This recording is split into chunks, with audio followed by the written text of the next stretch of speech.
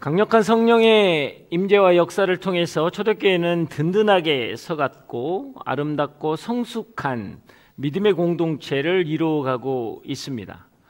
모인 그들은 모두가 믿는 사람들이었으며 그 믿음을 통해서 한 마음 한 뜻이 되어서 하나님을 향해 나아가는 아름다운 공동체였습니다.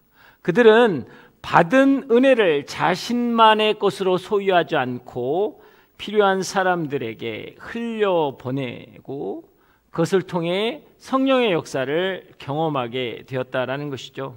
하나님의 마음, 하나님의 시선이 있는 곳으로 그들의 물질, 그들의 섬김, 그들의 시간, 돌봄을 흘려보냄으로써 공동체 안에는 부족함을 느끼는 사람들이 전혀 없었다라는 거예요. 사람들이 필요를 이 사람 저 사람이 채워주면서 가난 때문에 고통당한 사람들이 없었다라는 것입니다. 성도의 삶이 성령의 역사심과 성령의 임재의 통로요, 증거요, 증표가 되었다라는 것이죠. 이것이 바로 하나님이 꿈꾸고 바랬던 바로 그 교회, The Church, 하나님의 교회, 예수 그리스도의 몸된 교회가 되었습니다. 1장부터 4장까지 세상이 감당할 수 없을 만큼 거침없이 교회가 성장하고 성숙해 왔습니다. 그런데 5장에 들면서 갑자기 훅 추락하는 것 같은 충격적인 사고가 발생한 것이죠. 자, 1절과 2절 말씀 한번 다시 읽어보겠습니다. 시작. 아나니아라는 사람은 그의 아내 삽비라와 함께 재산을 팔았습니다. 그는 그 돈의 일부를 떼어 자기 것으로 숨겨두고는 나머지를 사도들의 발 앞에 가져와 바쳤습니다. 그의 아내도 이 사실을 다 알고 있었습니다. 아나니아 삽비라가 자기 소유를 팔았습니다. 여러분, 이건 대단한 거지만 특별한 것은 아닙니다. 왜냐하면 2장 후반부터 이미 시작해서 4장 후반에 있었던 성령의 감동에 따라서 자기의 소유를 다 팔아서 필요한 사람에게 나눠주었던 성령 사건의 연장선이었기 때문이에요. 자신의 토유주를 팔아서 구제헌금을 한 것은 굉장히 소중한 헌금입니다. 그러나 안타깝게도 이것은 성령의 사건이 아니라 사단이 일으키는 사고였다라는 거예요. 이 사고는 우리의 마음을 혼란스럽게 합니다. 성령의 충만한 역사가 있었던 이 초대교회 안에 어떻게 이런 사람들이 생길 수 있나라는 것이죠. 더 충격적인 건 뭐예요? 그냥 그 헌금을 좀 속였을 뿐인데 어떻게 그 사람들이 그렇게 죽을 수 있느냐라는 것입니다. 이것은 현상이나 상황으로 보지 않고 영적인 메시지로 보아야 합니다. 사단은 교회를 무너뜨리려고 예수 그리스도를 잡아다가 재판하고 빌라도 법정에 넘겨서 십자가에 죽였던 대제사장과 장로들을 일으켜서 부추겨서 사도들을 붙잡아서 가뒀고 신문했습니다. 그리고 예수 그리스도를 전하면 너희들은 고난을 당하고 핍박을 당할 것이라고 여러분 협박을 했지요. 그러나 교회는 외부로부터 오는 핍박과 환난에서 강하고 담대했습니다. 그들을 합심하여 기도했고 전심으로 복음을 전했습니다. 그래서 사단은 전략을 바꿨죠. 안에서부터 공격하기 시작했다는 것입니다. 신앙의 본질과 복음의 본질을 타락시켜서 성도와 교회가 무력화되게끔 시켜버린 것이죠. 이 전략은 어느 시대를 막론하고 사단의 강력한 무기가 되었습니다. 오늘 사단은 아나니아와 삽비라를 통해서 성령의 교통하심으로 세워진 교회의 아름다움을 깨트리려 하고 있다라는 것이죠. 아나니아와 삽비라가 바나바의 헌금에 자극을 받아서 헌금을 한 것은 여러분 좋은 것이에요. 그런데 그들이 드린 목적과 마음의 동기가 사람을 위로하고 사람을 돌보는데 쓰여지기 위한 것이 아니었고, 사람들에게 자신들의 이름이 드러나고 인정을 받고 영적인 사람으로 비춰주고 싶은 공명심과 시기심과 질투심에서 시작되었다라는 거예요. 마치 그런 겁니다. 너만 땅 있어? 나도 땅 있어. 너만 헌금해? 나도 헌금할 수 있어. 라는 굉장한 유치함으로부터 시작되었다라는 것이죠. 사랑하는 여러분, 무엇을 하느냐보다 중요한 것은 왜 하느냐입니다. 그들의 헌금은 헌신의 표현이 아니라 욕심의 표현이었다라는 거예요. 최소한의 물질을 들여서 전부를 드렸을 때 받는 존경과 인정을 받길 원했다라는 거죠. 최소한의 투자를 통해서 최고의 이익을 남는 마치 비즈니스적인 마인드를 가졌다라는 것입니다. 그들의 욕심이 하나님을 대한 사랑과 성도에 대한 열정으로 비춰지길 원했다라는 거예요. 영성이 없는데 있는 것처럼 행동했다라는 것입니다. 없는데 있는 것처럼 행동하는 것을 여러분 위선이라고 하는 거예요. 위선은 영적 허영심입니다. 하나님의 은혜를 이용해서 인정받고 싶어하는 자기 과시요 자기 피해 의식이라는 거예요. 교묘하게 현금을 통해서 자기를 위장하고 포장해서 가면을 쓰는 것이라는 것이죠. 위선은요, 마치 양의 탈을 쓴 늑대와 같은 것입니다. 거룩한 무리 안에 있으나 하나님의 통치를 받지 않고 세상행과 악의 조종을 당하는 것입니다. 예배 가운데 있으면서 말씀의 통치를 받지 않고 악에게 붙잡혀 있다라는 말인 것이죠. 이 위선은요, 신앙을 종교화시켜 버리는 거예요. 진리의 말씀을 지식화시켜 버리는 것입니다. 성령의 운동력을 화석화시켜 버리는 거예요. 이 위선은 거룩하지 못한 동기를 가지고 거룩함을 지향한다라는 것입니다. 경건의 능력이 없는데 경건의 모양을 가지고 다른 사람들에게 경건한 사람처럼 보이고 싶어 한다라는 거예요. 사랑하는 여러분, 성도들이 이 위선을 제거하지 않으면 시간을 들여 예배하고 기도하고 재정을 들여서 많은 사역을 하고 헌신한다고 할지라도 여러분 생명력이 없고 열매가 없고 이것은 종교화가 되고 세속화되어 버린다라는 거예요. 신앙의 본질은 무엇입니까? 한량없는 하나님의 은혜를 받아서 그것이 차고 넘쳐서 흘러가는 거예요. 상황과 환경에 영향을 받지 않고 하나님의 사랑을 성도들에게 흘려보내는 것이라는 것이죠. 성도의 신앙생활은 하나님의 사랑에 반응하여 기꺼이 드리는 우리의 삶의 태도라는 것입니다. 그 사랑 때문에 공동체 안에서 부족함을 느끼는 사람이 없어지는 것을 말합니다. 근데 위선은요, 이것을 없애버리는 거예요. 위선은 당장 무슨 일이 일어나는 것은 아닙니다. 그래서 잘 확인은 안 돼요. 그러나 교회의 생명력을 잃어버리는 것입니다. 성령의 운행하심을 막아버린다라는 것이죠.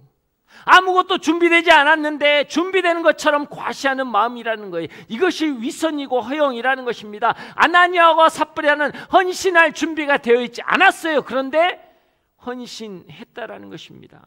신앙의 위기는요, 남에게 보이기 위해서 자기 자신을 만들어가는 거예요. 삶의 현장에서 전혀 쓰지 않는 언어를 교회에 왔기 때문에 그것이 나눔의 언어가 되고 그것이 기도의 언어가 되었다라는 것이죠. 전 평상시에 쓰지 않았어요. 그런데 교회에 오니까 그 언어를 쓴다라는 것이죠. 그 멘트를 만들어낸다라는 것이죠. 사랑하는 여러분, 아직 준비가 되어 있지 않았으면 묵묵하게 기도함으로 나아가야 하는 거예요. 하는 사람을 판단하지 않고 하지 못하는 사람을 정죄하지 않고 내가 준비될 때까지 기다리며 기도해야 하는 것입니다.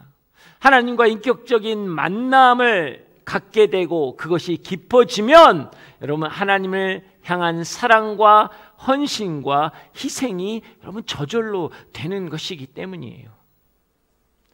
저도 이런 유혹 가운데 있어 본 적이 있습니다. 제가 예전에 여의도에서 W 공동체라는 청년부를 할 때입니다.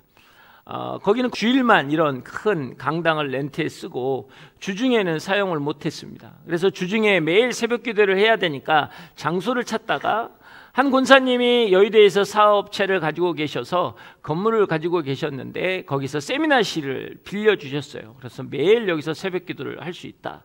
그래서 저희들이 거기서 새벽 기도를 시작했고, 여의도 땅은 금융의 중심지이며 정치의 중심지였기 때문에 이 땅을 위해서 저희가 전심으로 기도했고, 청년들이 이곳에서 정말 회복되고 하나님의 나라를 선포했으면 좋겠다라는 기도가 시작되었습니다. 그래서 저는 새벽 기도 끝나면 이제 그 단에서 바로 뒤돌아서 벽이기 때문에 벽을 잡고 기도하기 시작했어요.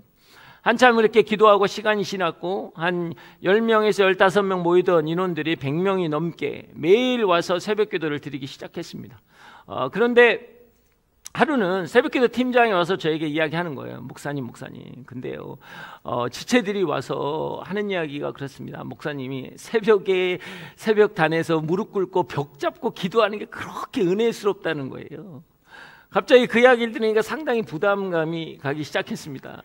그리고 이제 기도를 계속 하는데 새벽마다 하는데 허리도 아프고 다리도 아픈데 갑자기 시선이 뒤통수에 달리기 시작한 거예요. 그래서 이게 어떻게 하나 갈등하면서도 기도를 끊지 못하겠더라고요. 그래서 남들이 다 나갈 때까지 무릎 꿇고 기도하고 시간을 보냈던 거예요. 하나님께 시선을 집중했던 나의 마음이 갑자기 지체들에게 시선이 옮겨진 것입니다. 하나님의 시선을 갈망했던 나의 마음이 지체들의 시선 가운데 머물러 있던 내 모습을 보게 되었습니다. 사람은 이럴 수 있구나. 여러분, 위선은요, 한순간입니다.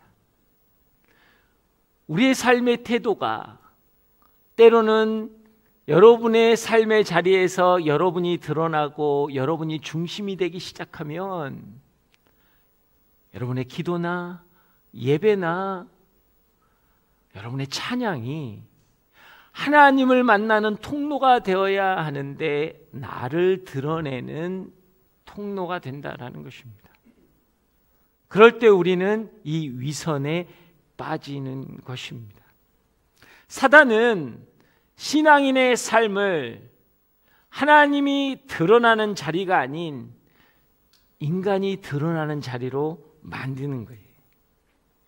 우리를 의식한다라는 것은, 나의 삶을 의식한다라는 것은 하나님이 있어야 할 자리에 내가 있게 된다라는 것입니다. 진정한 신앙인은요, 그의 시선을 하나님께 고정하는 것입니다. 하나님을 바라보는 것입니다. 나의 삶의 자리에서도 나의 유익을 구하는 것이 아니라 하나님의 역사하심을 사모하며 나아간다라는 것이죠. 여러분, 그 은혜가 여러분 가운데 있길 주의 이름으로 축복합니다. 3절과 4절 말씀 한번 읽어보겠습니다. 3절과 4절 시작. 그러자 베드로가 말했습니다. 안나니야, 어떻게 내가 사단에게 마음을 빼앗겨 성령을 속이고 땅값을 받은 돈의 일부를 내게로 몰래 숨겨 놓았느냐? 그 땅은 팔기 전에도 내 소유였고 또 팔고 난 후에도 내 마음대로 처분할 수 있지 않았느냐? 그런데 왜 이런 일을 마음에 품었느냐? 너는 사람을 속인 것이 아니라 하나님을 속인 것이다. 아나니가 소유를 팔아서 아무 일 없는 것처럼 베드로 앞에 갔다 나왔습니다. 그런데 베드로는 아나니아의 영적 상태를 분명히 바라보고 사단에게 마음이 빼앗겼다라고 말하는 거예요. 여러분, 이 말씀은 굉장히 충격적입니다. 성경학자들에 의하면 아나니아와 삽비라는 그냥 주일날 왔다 갔다 하는 썬데이 크리스찬이 아니었다라는 거예요. 성령의 역사가 일어나는 그 순간에 함께 기도했고 함께 예배했던 사람들이고 그들은 열심과 열정으로 교회를 섬겼던 사람이라는 거죠. 주일만 왔다 갔다 했다면 그 엄청난 헌금을 냈다고 누가 이름을 알겠어요? 모르죠. 근데 주일이 아닌 일반적인 삶 속에서도 성도들이 그들을 알았다라는 이야기거든요. 사랑하는 여러분, 성령은 감동을 주지만 사단은 충동을 주는 것입니다. 성령의 감동에 따라 살아가는 사람은 우리의 삶의 자리에 하나님의 임재가 머물지만, 사단의 충동에 따라가는 사람은 우리의 마음의 자리에 있는 하나님의 임재의 보좌의 자리를 사단에게 내어주는 거예요. 사단에게 여러분 빼앗기는 것입니다.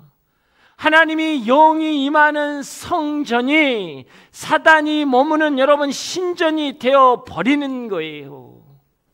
우리가 꼭 기억해야 할 게 있습니다.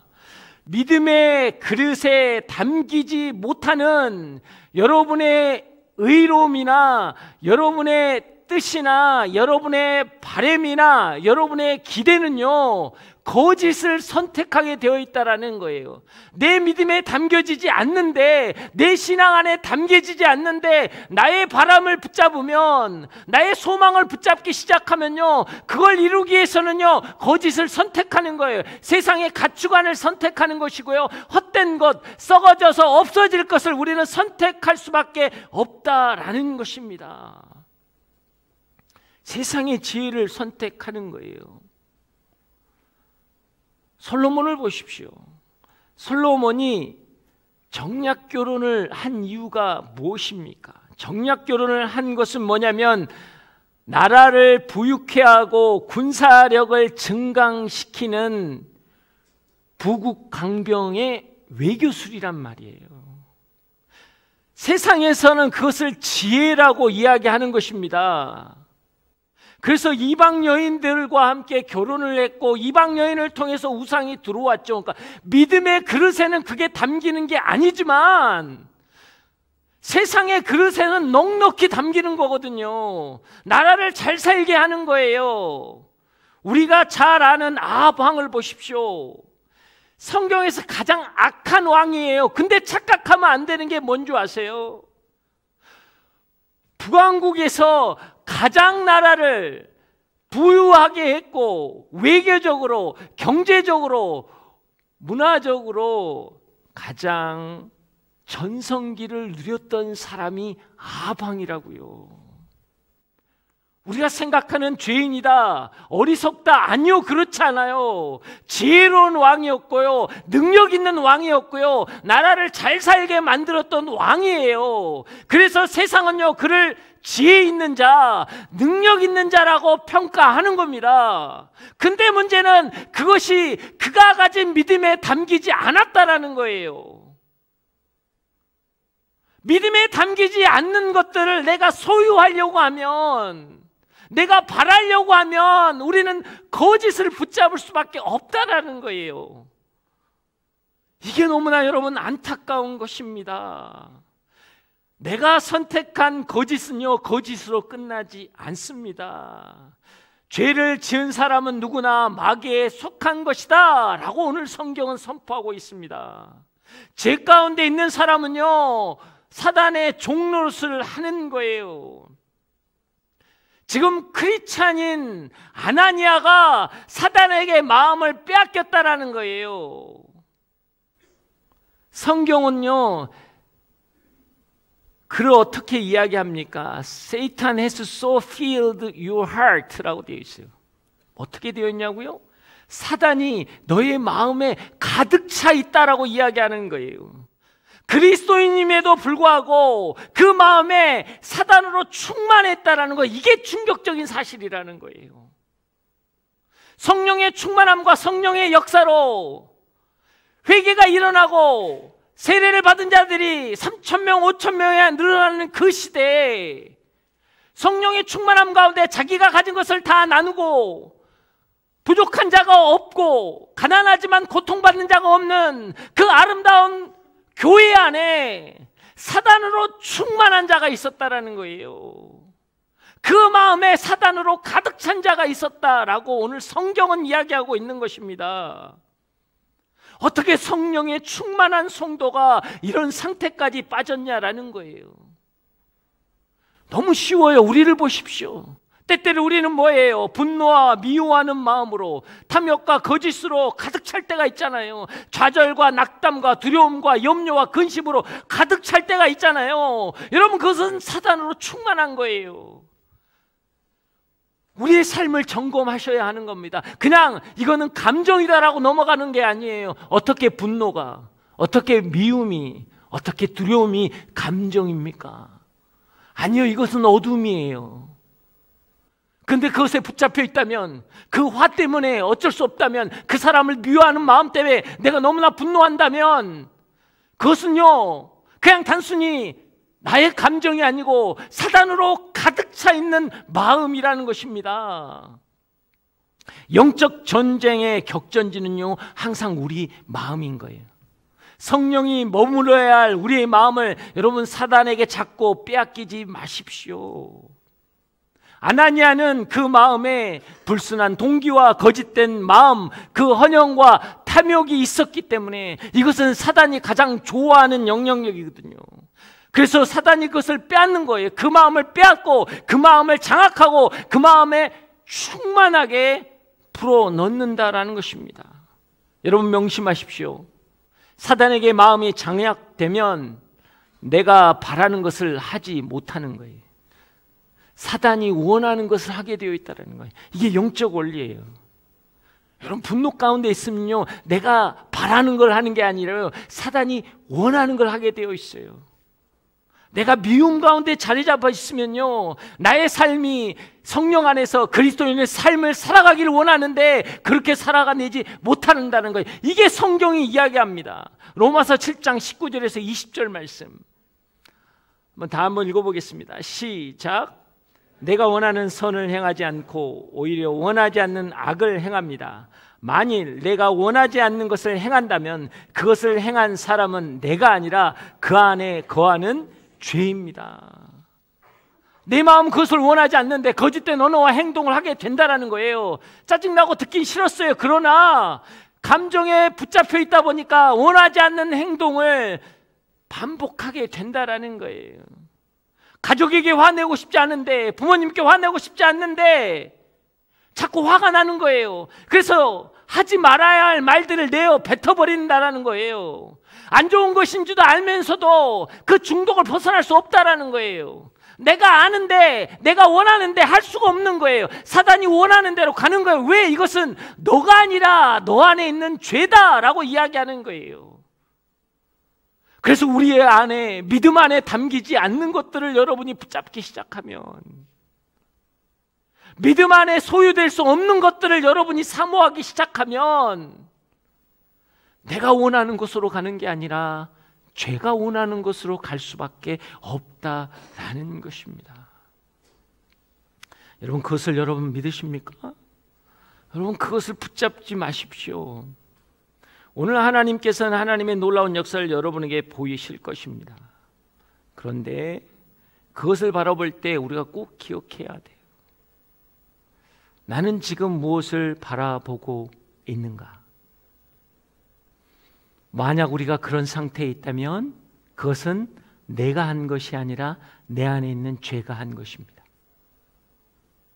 그래서 베드로는 아나니아에게 날카롭게 지적하는 거예요. 어찌하여 내가 성령을 속였느냐? 인간이 죄의 마음에 빼앗기면 여러분 하나님을 속이는 거예요. 하나님이 가인에게 찾아와서 이야기합니다. 네 동생 아벨은 어디 있느냐? 그럴 때 뭐라고 그래요? 자기가 죽여놓고 내가 그를 지키는 자입니까? 뻔한 이야기거든요. 그래도 뻔한 이야기인데 하나님을 속일 수 있다라고 생각하는 거예요. 왜? 그 배우를 조종하는 사단이 거짓의 아비이기 때문이에요. 우리는 손바닥으로 태양을 가린다고 하죠. 여러분 손바닥으로 태양을 가린 게 아니고요 손바닥으로 내 시선을 가린 거거든요. 사단이 우리를 자꾸 착각시키는 거예요. 내 시선을 가려놓고 태양을 가릴 수 있다라고 이야기하는 거예요. 성도를 속이고 사도를 속이고 교회를 속이고 성령을 속이는 것이 이게 얼마나 무서운 줄 아십니까? 만약에 베드로가 몰랐다고 생각해 보세요. 그리고 베드로가 칭찬합니다. 성도들이 칭찬해요. 그래서 그 사람이 교회 리더십이 됐다고 생각해요. 그러면 그 교회는 망하는 거예요, 여러분. 그 교회는 죽는 겁니다. 물질의 풍요는 있을지 모르지만요, 성령의 운에 향하면 멈춰지고 복음의 본질과 여러분 성령의 역사는 없어지는 거예요. 아나니아와 삽비라의 죽음은 복음과 교회의 본질을 지키기 위한 하나님의 몸부림이요 하나님의 열정이란 걸 아셔야 돼요. 이걸 우리가 깨달을 때 하나님의 놀라운 역사가 일어나는 겁니다. 5절과 6절 말씀 보겠습니다. 다 함께 읽겠습니다. 시작. 하나님은 이 말을 듣자마자 쓰러져 죽었습니다. 그리고 이 일을 들은 사람들은 모두가 두려워에 사로잡혔습니다. 이때 청년들이 들어와 그 지체를 싸서 들고 나가 묻어 주었습니다. 그래서 오늘 설교 제목처럼 아나니아와 삽비라는 죽어야 한다라는 겁니다. 왜? 욕심이 잉태한즉 죄를 낳고 죄가 장성한즉 사망을 낳는다 하셨습니다.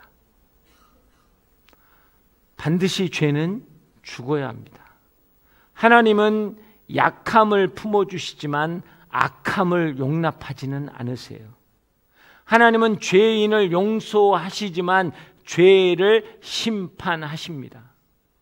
하나님은 죄 가운데 있는 자를 회복하시지만 죄로 진행된 것들에 대해서는 여러분 용납하지 않아요.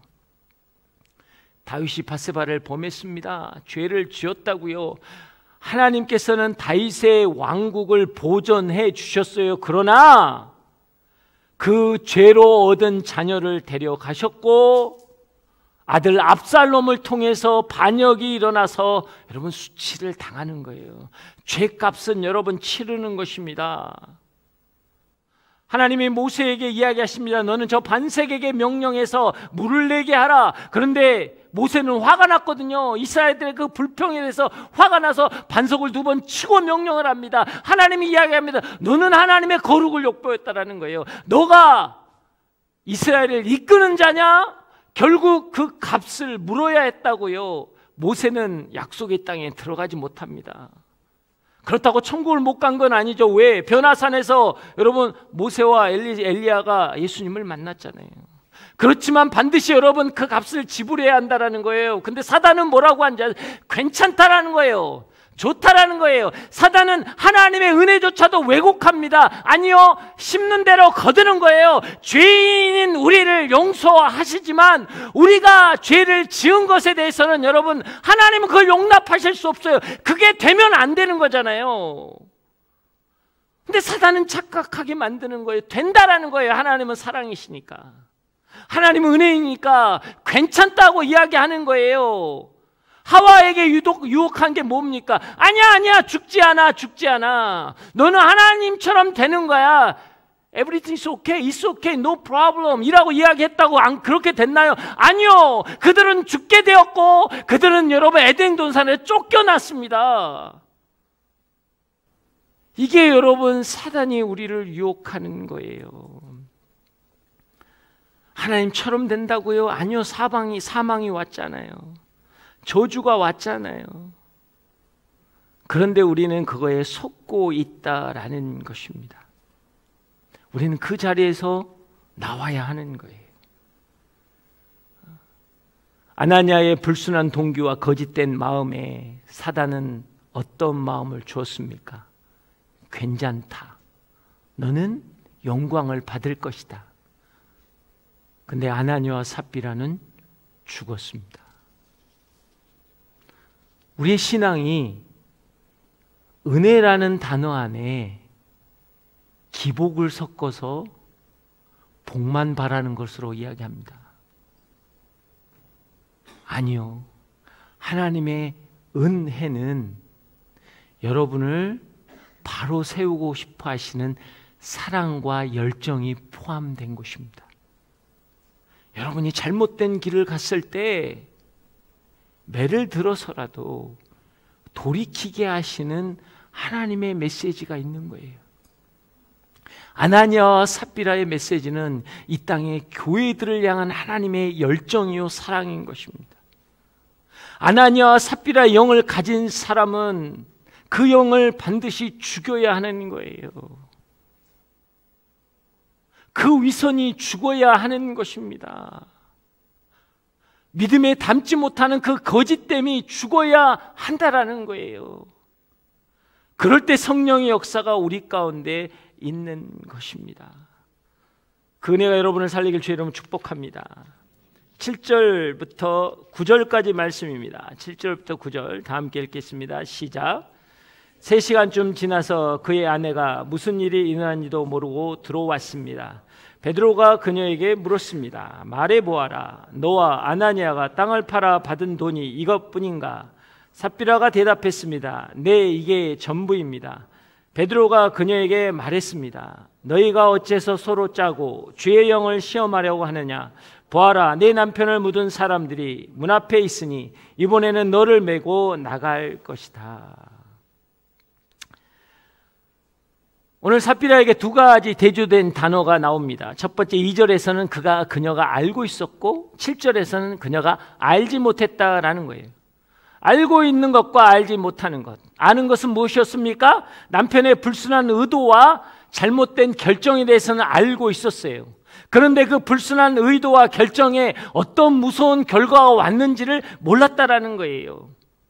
불순한 동기로 하나님을 속이는 것은 알았지만 속이는 대가가 어떤 건지를 몰랐다라는 거예요. 사단이 우리에게 속이는 게 이거예요. 죄는요, 사망입니다. 세상을 자꾸 속이는 거예요. 아니에요. 인생은 한번 살다 가는 거라고. 아니요. 영원한 여러분 지옥이고 심판이라는 거예요. 근데 뭐예요? 속이는 방법만 가르쳐요. 잘 사는 방법만 가르쳐줘요. 이렇게 하면 된다는 거예요. 저렇게 하면 너가 이익을 받고 너가 풍요롭게 사는 것은 가르쳐줍니다. 우리는 그것을 너무나 잘 알아요. 그러나 그것에 대한 결과가 어떤 것인가를 자꾸 숨기는 거예요. 오늘 성경은 그것을 이야기하고 있는 것입니다. 베드로가 삽비라를 추궁했을까요? 저는 그렇지 않다고 생각해요. 아나니아가 죽은 것을 당연하고 생각했을까요? 그렇지 않아요. 베드로도 배신해보고 베드로도 위선에 빠진 복이 있잖아요. 예수님을 부인한 적이 있잖아요. 그렇기 때문에 안타까워서 다시 한번 기회를 준 거거든. 정말 맞느냐? 이게 정말 맞느냐? 그런데 뭐예요? 그녀는 서슴없이 맞다라고 하는 거예요. 사랑하는 여러분, 하나님께서 저와 여러분의 속내를 다 알고 있으면서 하나님이 이렇게 말씀을 통해서 예배를 통해서 여러분에게 자꾸 이 상황을 말씀하신다면 이제는 들을 때가 된 거예요. 멈출 때가 된 거예요. 더 이상 가면 안 된다라는 거죠. 근데 우리는 아니에요. 이게 전부예요라고 온 거예요. 아니요. 괜찮아요. 저 그러지 않았어요. 그들은 하나님을 너무 소홀하게 되었기 때문에 하나님을 향한 믿음까지 놓쳐버린 거예요. 한번 이 일을 상상 한번 해보십시오. 어떻게 아나니아와 삽비라 대화가 어떤 거였을까요? 아나니아가 그랬겠죠. 삽비라가 아마 그랬을 때 여자분들이 그런 데 민감하잖아요. 삽비라로 바꾸겠습니다. 여보 있잖아. 어머 요즘에 대세가 바나바래. 바나바가 헌금해가지고 뭐 사도들도 칭찬이 난리가 아니고 뭐 성도들은 뭐 그 사람을 너무나 존경하고 난리가 아니야. 사실 뭐 별거 아니잖아. 땅 좀 팔았다고. 아니 뭐 그게 대단해? 아나니아가 이야기합니다. 그래? 우리도 땅 한번 팔아봐? 뭐 그래요. 뭐 그래 땅 팔어. 근데 이게 땅 시세가 많이 올라버렸어요. 돈이 너무 얼마? 생각보다 많아진 거죠. 갑자기 당황합니다. 그래서 아나니아는 또 명찰한 건 남자들이잖아요. 여보, 저기 바나바가 얼마를 헌금했대? 물어보게. 그러면 그거보다 조금만 더 하면 됐지. 그것도 대단한 거 아니야? 아니 이렇게 냈으면 됐지. 누가 다른 사람 헌금도 안 하는데 그거보다 좀 더 내자고. 여러분 어떻습니까? 이 대화 안에는 하나님께 드리는 건데 하나님이 한마디도 나오지 않아요. 하나님을 바라보는 시선이 전혀 없다라는 거예요. 여러분 우리는 어떻습니까? 어떤 일을 계획하고 생각하고 판단하고 이야기할 때 이게 하나님의 일이라고 하는데 하나님이 나오지 않을 때가 많지 않습니까? 이게 하나님이 허락하신 직장이고 하나님의 임재가 있는 가정이고 하나님의 인도하심이 있는 내 삶이라고 이야기하면서 여러분의 삶을 이야기할 때, 여러분의 가정을 이야기할 때, 여러분의 인생을 이야기할 때 하나님이 빠지면서 이야기하지 않느냐라는 거예요. 너무나 전지전능하신 분이 너무 무능력한 거예요. 창조주 하나님이 너무 초라한 거예요. 아나니아와 삽비라의 죄가 뭔지 아세요? 하나님을 경히 여기고 하나님을 소홀히 했다라는 것입니다.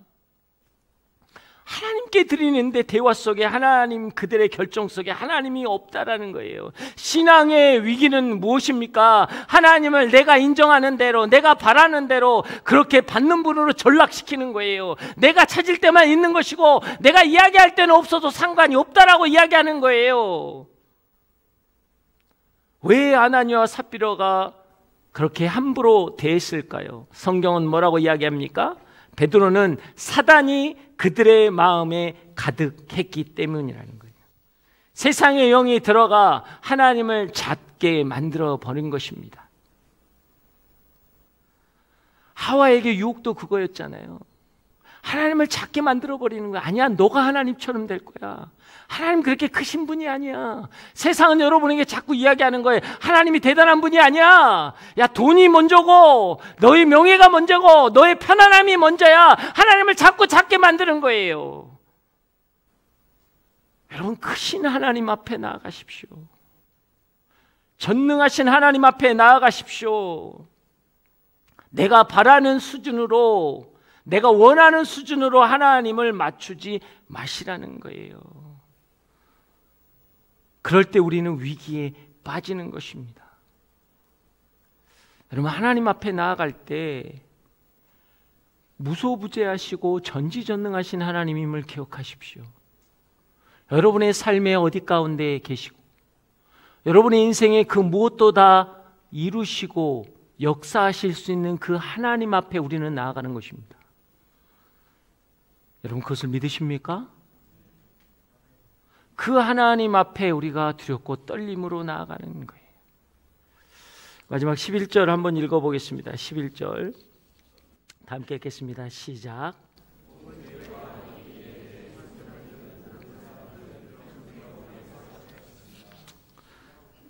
자, 사랑하는 여러분, 초대교회는 이런 질문을 할 수 있습니다. 어떤 질문이냐면, 성도들의 순전하지 못한 문제에 대해서 하나님이 이 정도로 심판하셨다면 초대교회는 이렇게 질문해야 되지 않을까요? 아니, 복음이 증거되는 걸 막고 예수를 십자가에 못 박았던 그 거짓과 위선으로 가득한 저 종교 지도자들, 대제사장과 장로들과 서기관과 바리새인은 왜 가만히 놔두십니까? 이거 하나 때문에 하나님은 죽이셨다면 왜 그들은 놔두십니까? 우리도 그렇지 않겠어요? 세상이 이렇게 타락하고 세상이 이렇게 죄악 가운데 있는데 교회가 약간의 실수와 순결함을 잃었다고 이렇게 핍박하신다면 되겠습니까? 라고 물을 수 있어요. 오늘 하나님이 이 메시지를 준 것은요, 뭔지를 여러분이 정확히 하셔야 돼요. 하나님이 말씀하십니다. 타락한 세상은 심판의 대상이 아니고 구원의 대상이거든요. 그들을 구원할 자는 우리밖에 없는 거예요. 그래서 우리가 거룩과 순결함 가운데 이 땅에 나아가기를 하나님은 바라시는 거거든요. 우리가 무너지면요, 이 땅은 소망이 없는 거예요. 무엇으로 구원을 얻겠습니까? 이 땅의 가치관과 이 땅의 논리와 이 땅의 윤리론은요, 그들을 구원하지 못해요. 오직 복음과 예수 그리스도만이 이 땅을 구원할 수 있는데 그것을 할 자가 누구냐는 거예요. 그게 교회거든요. 그래서 하나님은 교회를 이렇게 당신의 열정과 사랑으로 다듬어 가시는 거예요. 여러분은 그래서 소중한 거라고요. 오늘 성경은 믿지 않는 자들의 이야기가 아니고 성령에 충만했던 교회의 멤버였던 아나니아와의 삽비라 이야기라는 거예요. 사랑하는 여러분, 여러분의 삶의 자리에 문득문득 찾아오는 아나니아와 삽비라가 있을 수 있다니까요. 그때 여러분의 이 성경 구절을, 이 말씀을 여러분 떠올리셔야 돼요. 아나니아와 삽비라는 반드시 죽어야 한다. 내 삶에 있는 그 영역들은 죽어야 한다라는 거예요. 여러분, 데일리 선포할 때 여러분이 하나님은 살아계십니다, 하나님은 역사하십니다, 하나님은 승리이십니다 매일매일 선포할 때 이게 중요한 게 뭐냐면 그냥 읊조리는 게 아니에요. 여러분이 낭망에 있을 때 내 영혼에게 선포하는 거예요. 내 영혼아 어찌하여 낭망하느냐, 하나님은 살아 역사하시는 분이다, 하나님은 승리이다, 하나님은 생명이다, 나에게 선포하는 거예요. 내 영혼아 어찌하여 너는 낭망하느냐, 아나니아와 삽비라 같은 영혼아 어찌하여 낭망하느냐, 어찌하여 죄 가운데 믿음 가운데 담기지 않는 것을 붙잡고 있느냐, 여호와 하나님을 바라보라 라고 선포하는 거예요. 그럴 때 놀라운 역사가 일어나는 겁니다. 여러분 그것을 믿으십니까? 오늘 여러분의 삶의 자리에 아나니아와 삽비라가 있다면 오늘 이 말씀을 가지고 여러분의 삶의 자리로 나아가시길 주의 이름으로 축복합니다. 기도하며 나아가기를 원합니다.